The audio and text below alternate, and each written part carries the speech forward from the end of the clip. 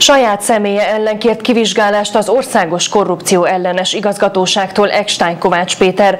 Az RMDSZ politikusa felkérte a vádhatóságot, hogy tisztázzák szerepét a Székely Mikó Kollégium épületének visszaszolgáltatása kapcsán.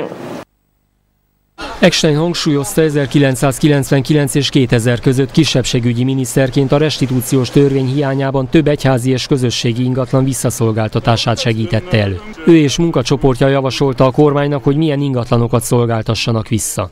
A bíróság 3 embert ítélt el a Mikó ügyben, ezért panaszt teszek, hogy az én szerepemet is tisztázzák a kérdésben. Vállalok minden felelősséget, fogalmazott Eckstein Kovács Péter.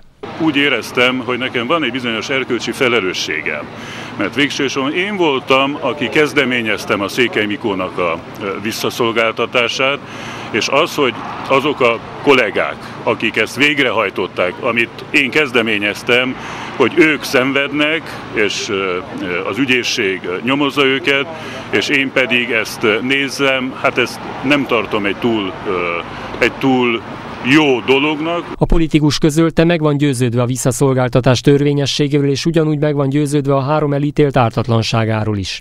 A Buzeói Bíróság elsőfokú ítélete szerint hivatali visszaélés miatt 3 év letöltendő börtönbüntetésre ítélték Markó Attila államtitkárt és Marosán Tamást, az Erdélyi Református Egyházkerület volt jogi tanácsadóját. A bírói ítélet teljes egészében érvénytelennek nyilvánította a visszaszolgáltatási iratot, és elrendelte, hogy töröljék az Erdélyi Református Egyházkerületet, mint tulajdonost a telekkönyvből.